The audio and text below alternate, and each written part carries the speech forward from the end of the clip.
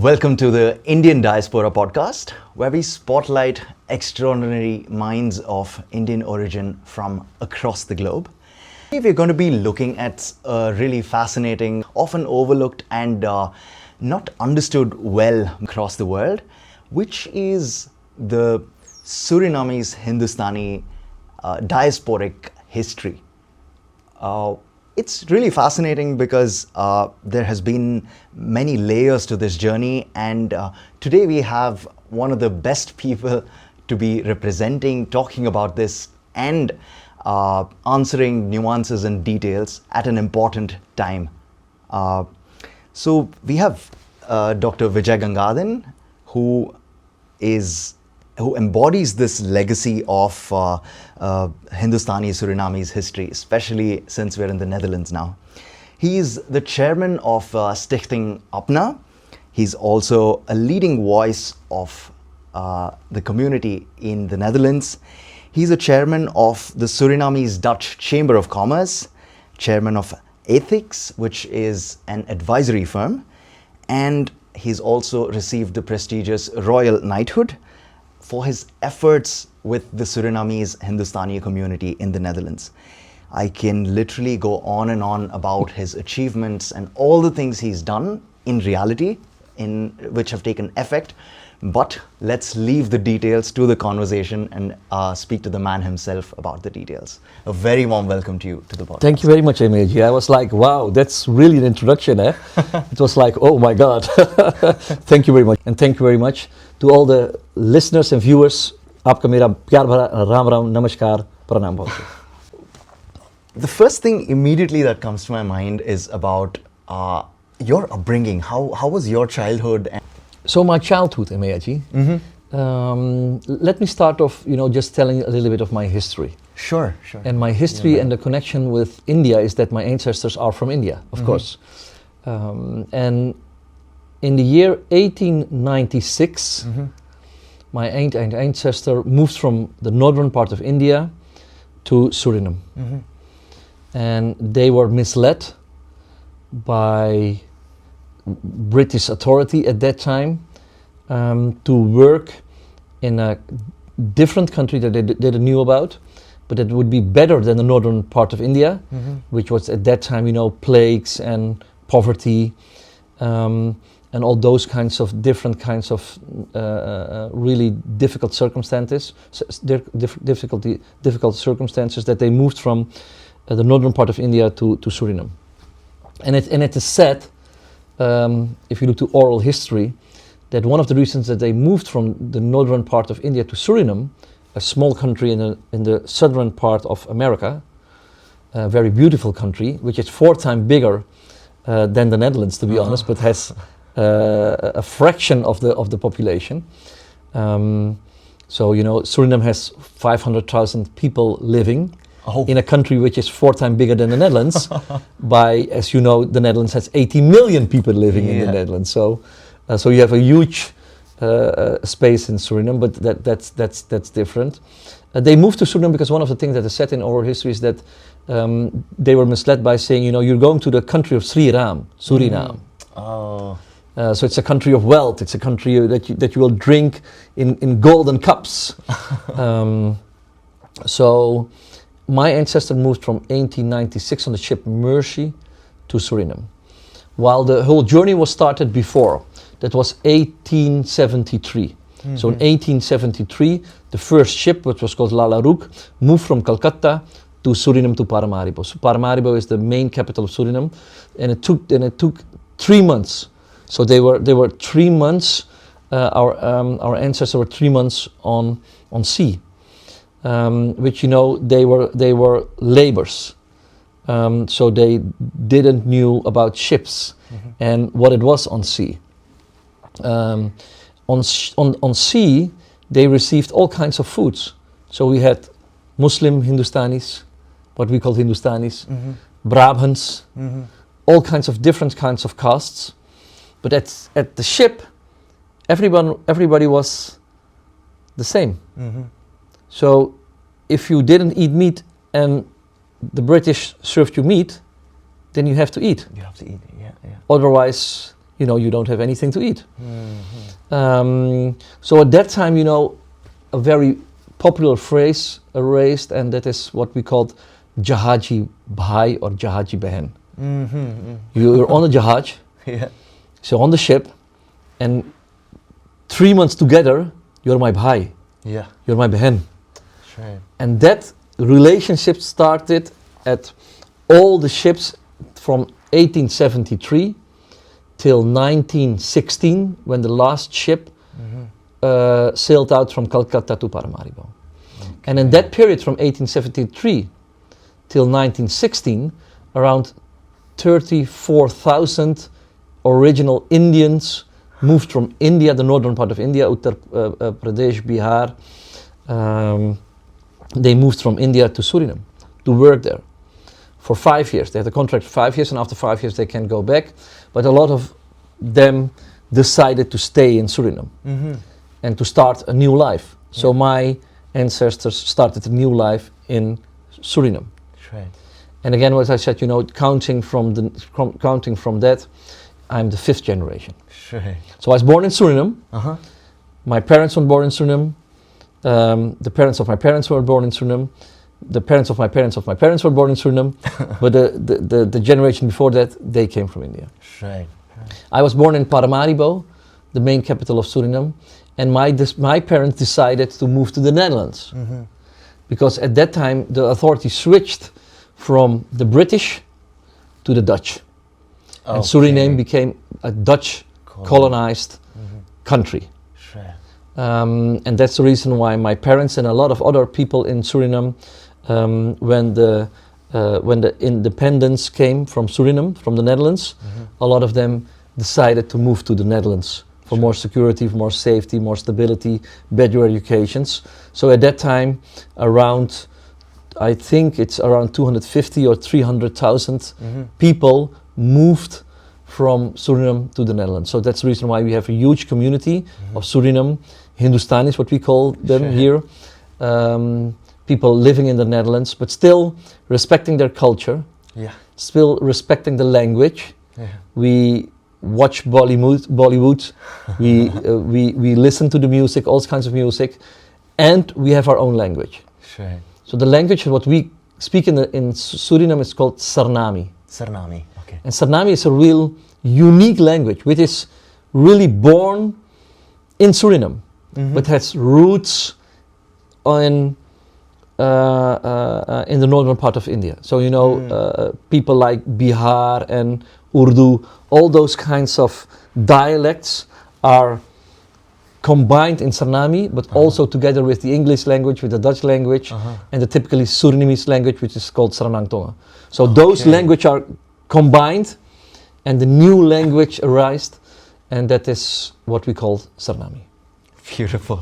Very nice beginning to the whole story, because I think you brought together all the elements to ask a lot of questions that are coming to my mind now. But in this setting, how was your upbringing? How did your childhood go, and how was things go for you? Yeah, to be honest, things did go very well.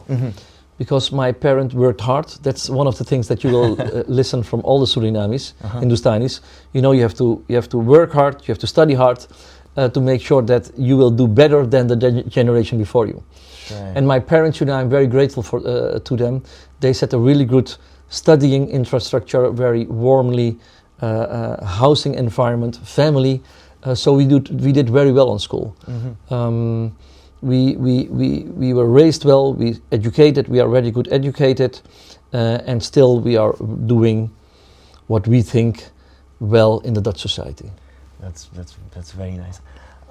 So also with the language and other cultural aspects, how was it when you were growing up? Was it more of like you said, the mix of all these cultures in Suriname, or did you have a more, let's say, like a North Indian cultural things with food and delicacies, festivals that way? Yeah, in Suriname, it's what we say is that we Surinamese have a superpower, and the superpower is that we really understand diversity. So the original Indians, the people from Indonesia, people from China, people from Africa, people from India. They are all put together in terms of slavery and indentured labor in Suriname. So we are used to live together, to work together, to eat together. Previous people from Africa, they speak Hindustani, and we speak Sananang Tongo. So that's really what we call that we have our superpower. So the kitchen, it was very rich because of all the influences that are there. So, and still, the Hindustanis, what we call Hindustanis, find it very important to their own heritage, you know, to make sure that the heritage that is there to preserve it, you know. So that is what we also do still in the Netherlands. Yes. As you already mentioned in the introduction, I'm the chairman of one of the biggest foundation in the Netherlands called UPNA. Yeah. And you are UPNA, I am UPNA. And what's the most important thing of UPNA is that, you know, that we make sure that the heritage that we have is anchored in the Dutch societies, is anchored in the Dutch institutions. So what we have done is to, if you look to Holi or Diwali, we have anchored it in all kinds of intangible heritage institutions, which is really unique. Absolutely. So Diwali and Holi are anchored within what we call the white institutions. But I think that's very important, you know. We bring a lot of superpower, a lot of cultural power, a lot of love, a lot of norms and values. And based upon the old Indian saying that Vasudeva Kutumbakam, the world is one big family. And if you really believe in it, I believe in that to be to say to your Mayaji, is that I really believe in the phrasing Vasudeva Kutumbakam. The world is one big family, you know, and that is how we should treat together, and that is how we live in the Netherlands as a really good model minority, I would say, to all those Hindustanis who are here. Thank you. That's I think this will inspire a lot of Indians who are not aware of all of these complexities within Suriname and the Surinamese people in the Netherlands, and I think that should lead to more appreciation of this. I'm sure you'll be inspiring many generations. I hope so, Amaji. You know, because I have found that the history that I just, you know, in a few minutes explained briefly is not really known to a lot of Indian people here in the Netherlands. Absolutely. And I think it's very important to understand it because our roots are also in India. You know, I was just on one of the diaspora conferences and I said, you know, if I would phrase our history from northern part of India to Suriname, the small beautiful country in the southern part of America, to the Netherlands, the country in Europe, I phrased it like, you know, I think it was Shashi Tharoor who said that, and I think he was, and I absolutely agree with him. And he talks about 3 different kinds of perspective, and I took those 3 perspectives to empower our journey. And if I explain it, I always say, you know, India is my Matrabhumi. Sure. It's the land of my ancestors. It's the land of our culture. It's the land of norms and values. It's the land that we still believe in. It's the land of Holi, of Diwali. And that is what you still cultivate, that you still believe in. Suriname, the land that I was born, my parents were born, my ancestors were born, that's my Pitrabhumi. So that is where I was born, where my parents were born, where they were raised, where they went to school, when they had their economic activity. But as I told you, my parents moved to the Netherlands. And what I tell you, the Netherlands is our Punya Bhumi. This is where we live. This is where we work. This is where we contribute. So we have our Matrabhumi, India. We have our Pitrabhumi, Suriname. And we have our Punya Bhumi, India, the Netherlands. So it's not for me to forget one of those 3. Those 3 are equally important for me. Absolutely. And I think it's very, very important for, let's say, a lot of Indian brothers and sisters that they understand what the history is. And the history is very important because we still cultivate those traditions. for more than 150 years. Yeah. And still, and I think that's one of the topics that you wanted to address, is that I see that there are two communities living almost next to each other. Yeah? The Hindustanis from Suriname, the Netherlands, Yeah. and the Indians who are new arrival here in the Netherlands. Right. While our Matrabhumi is the same. Yes. And our Punya Bhumi is also the same. Right. So the question is not if we should come together. The answer is how can we come together to be answered. Yeah. The question should be answered to say how can we come together. And I think it's very important to come together because you know if we come together as Indians coming from India to study or to work in IT or another tech or to go to universities and to teach there, it's important, you know, that the numbers are growing very fast. Yeah. So if you could accumulate those numbers, we are representing a very large community. And if you do two things together, we can make more relevancy based upon the norms and values that you have. Yeah. You know, India is the largest democracy in the world. Yeah. Based upon norms and values. Those norms and values are still what we cultivate. Yes. So let us come together and based upon those norms and values, bring those norms and values in a more very good civilized country as the Netherlands is. Yes. But also bring our norms and values to this beautiful country, the Netherlands. Yes. As seen by our Punya Bhumi. Yes. Where I want to poke you a little bit more is still on the how do we bring them together? Like what can we do as measures, or where should we start putting the efforts? Because we're still in a very beginning, still asking the question as to how to bring them together. So what are the first few steps that we can provide so the communities can actually build on these and take it together as a leader? So. You know, thank you. I think it's very good, and it's that you do that, and you ask that question again because. And to be honest, you know, there are already leaders who tried it before. So we are not the first. Okay. But still, the question is, each time needs a different kind of, let's say, instrument. So the leaders before us, you know, brought them together.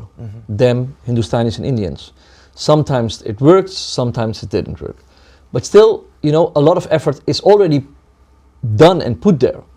So going to answer your question is that, what I would say is that let us look to all those good elements that all those previous leaders, just like Jasbirji and Ram Ramlal, have set in their effort of bringing those communities together.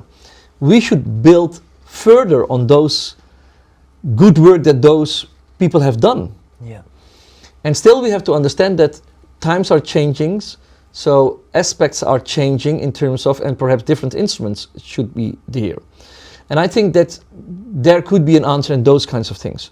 We have to understand that due to the fact that the social media and technology is here, we should make more use of social media.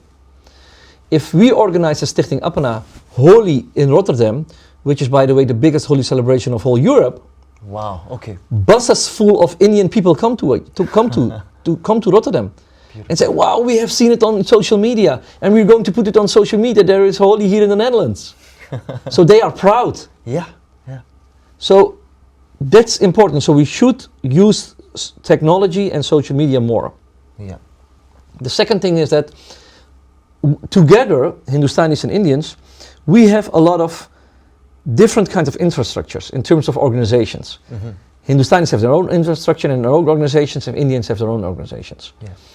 I think the next step is to bring some of those biggest organizations together. Beautiful. Okay. So not all organizations, because you know that would be a too romantic story, to be honest. Yes. So we should have some biggest organizations to lead that way. That's the second. And the third thing is that, and that is what I think Jasbirji said very well. And he said, you know, it would be very good if boards of some organizations do mingle. Yeah. So not only Hindustani board members and not only Indian board members, but let us please mingle. So that we could understand each other.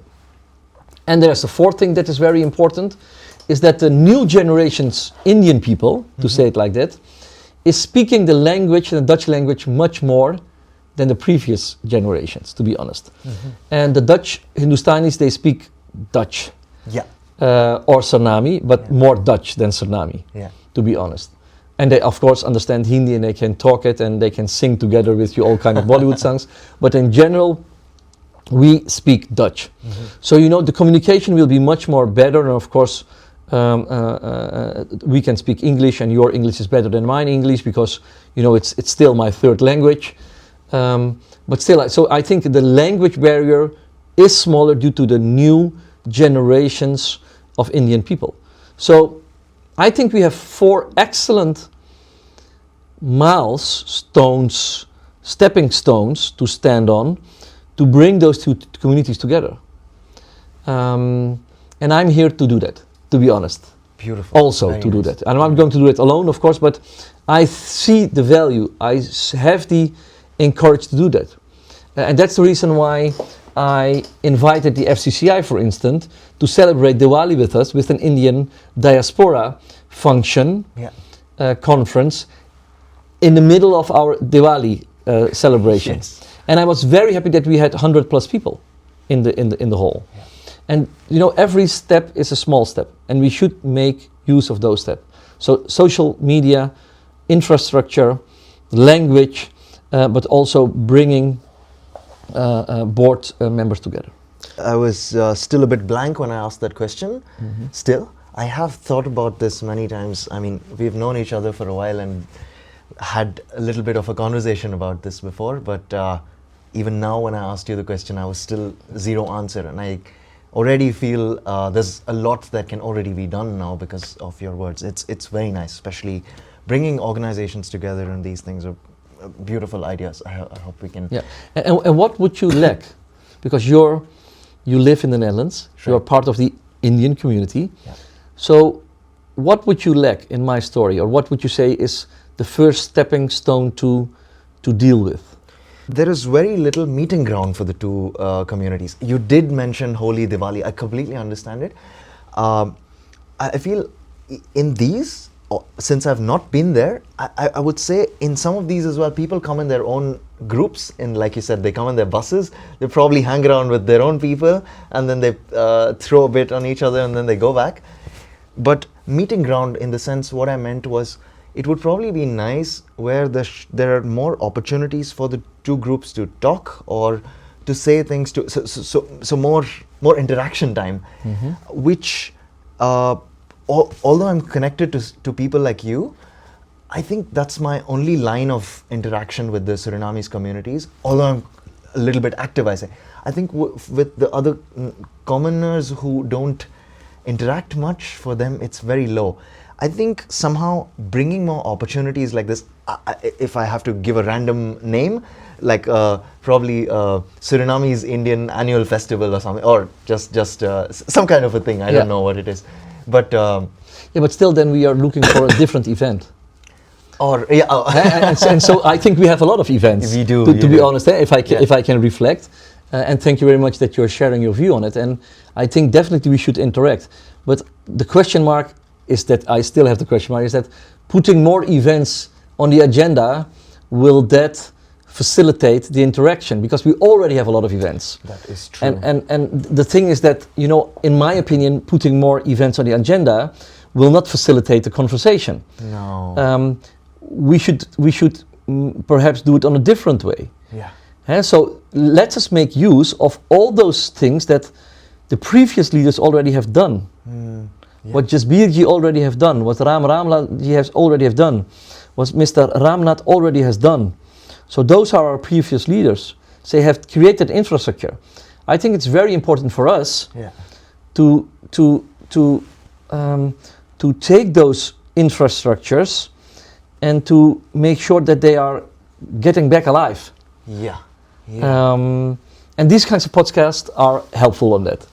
I really hope. I think that's very important, and so I think that's really good, because I think, you know, in the end, if we understand each other much better, we can have more impact, more relevancy for each other as a communities, Absolutely. but also for the nice country that Holland is. Very nice, very well put. Yeah. Since you mentioned Ram Ramlalji a couple of times now, Yeah. I want to say that he's written a beautiful book called De Reis van Generaties, which the journey of generations, which speaks elaborately about the journey of Hindustani Surinamese and how the whole conversation in detail and depth, I think, should all pick it up. So congratulations on the book as well. So it looks like, you see actual work being done and not just words from people like you. That's very nice. I think it's very important to understand that, we were just talking about the history and how Suriname, Hindustanis came to Suriname and then to the Netherlands. So that journey that is already 150 years plus, is already a lot of written. So it's not the first time that we have emphasized that journey. A lot of professors like Chan Chuni, Ruben Gauricharan, Deo Babu Ram, he is really, I think, one of the best educators that we have in the field, have written a lot of things about it. So what we have done, due to the fact that, we have the Indian independency, and this year is also 50 years of independency of Suriname. So those milestones came together, and that's the reason why we said we should bring a book. Yeah. And the book is indeed about the journey of our generations. It's called De Reis van Generaties in Dutch. 50 years Hindustani in the Netherlands. So how was it as Hindustanis to come here to the Netherlands? How were they welcomed? Mm-hmm. How was their education? How are they doing now? And that is what we have done by making stories, interviewing people. Yeah, good luck with the book, and I hope it reaches more and more people. Thank you. For the purpose that you're making. And can you explain a little bit about your work at Upna, and also a little bit about you can mix your work at AethiQs, Upna, and your how you spend your time basically. Normally I always say, I have two jobs. I always say, one job that I earn money with to buy a cappuccino, right. And the other time of the day I'm busy with what we call sewa, with the community work. Right. So my own consultancy firm is AethiQs. That's my company that I work for, and with a lot of excellent talents, and that is AethiQs. So that we are a strategic advisory firm. Nice. And on the other hand, doing sewa, so the work for the community, is that what we do with Stichting Upna, so the APNA Foundation. Sure. And what we do is that we make sure that our intangible heritage is embedded in the Dutch way of living. Yeah. It's embedded in the way that Hindustanis can see what their roots and culture and background is. And we educate Dutch, but we also educate the Hindustani and Indian people to say, don't forget where you come from. And that's what we do with Stichting Upna. That's very nice. Short but perfect. So if anybody is interested in such an organization or in the work or to contribute, you know where to go to. So definitely. That's www.upna.nl. Yeah. Perfect. Yeah. Thank you for that. So I want to, before I close, I want to ask you, is there a vision that you have in general? You have mentioned points about these things in many parts of this conversation already, but do you have a vision for probably the next 25 years or 50 years for the community and communities that we're talking about? So, well, thank you very much for that question, Ameya.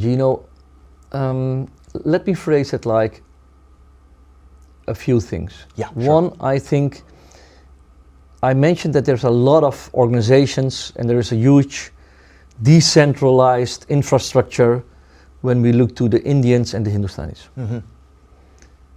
My belief is that should be more centralized. Yeah. That's my vision one. Perfect. So the second dot on the horizon is, let us together create one national organization. So not only from Hindustanis, not only for Indians, but one organization together for Indians and Hindus. Hindustanis. So for Hindustanis and Indian people, Yeah. despite the religion. Yeah. So let us make that. So that's the second dot. Yeah. So strengthened what we have organized, decentralized, strengthen that, but based upon that, centralize one big joint organization. Perfect. And the third thing is that we have to acknowledge that the difficulty in the communities and what the historic, perhaps even pain is when we talk about the different communities. Sure. So we should address that and we should overcome that. Because if we overcome those difficulties and pain factors, I'm sure that we will accelerate much faster. Just like India is now accelerating towards, I think, the fourth of or economy of the world, that Suriname is accelerating due to the fact that it has found a huge oil and gas field. The two countries will accelerate more than they have done. So let us as communities take example of our Matrabhumi and Pitrabhumi and accelerate in this Punya Bhumi. Last thing is, if you had all the, let's say, the Hindustani Surinamese and like the Indians, if you could address all of them, probably in the Netherlands or people related to the conversations that we are having at once, if you could have all of them, what would you want to tell to them? Like, it could be a message, it could just be, yeah, whatever you want to say. What I would tell them is, let me say that in Dutch. Yeah. Zoek naar de overeenkomsten en niet de verschillen. Want we lijken op elkaar en soms ook niet, maar we verschillen echt niet van elkaar. Onze geschiedenis start in India en dat is wat we vast moeten houden. In het besef dat de Hindustanen uit Suriname komen, maar we komen allemaal uit India en we wonen hier in Nederland. Then in English. Sure, sure. So what I would address is that let us look to what we have in common, not the differences. Of course there are differences, but the most important thing is that we should address what we have in common, what we have together. And we have a lot of things together. We have a beautiful country together. We have our religions together. We have our cultural festivals together. We have our music together. So let us look to what we have together. And based upon that, we will accelerate. Just like our Matrabhumi and Punyabhumi and Pitrabhumi is doing. Thank you. That was very nicely said. Thank you for the beautiful conversation. Compact in 30 minutes, 40 minutes, we could bring out a lot of things. And I wish you the best for your work, for your cappuccinos, as well as all the seva that you're doing. I really hope people like you give rise to more and more leaders such as yourself. Thank you very much. So much.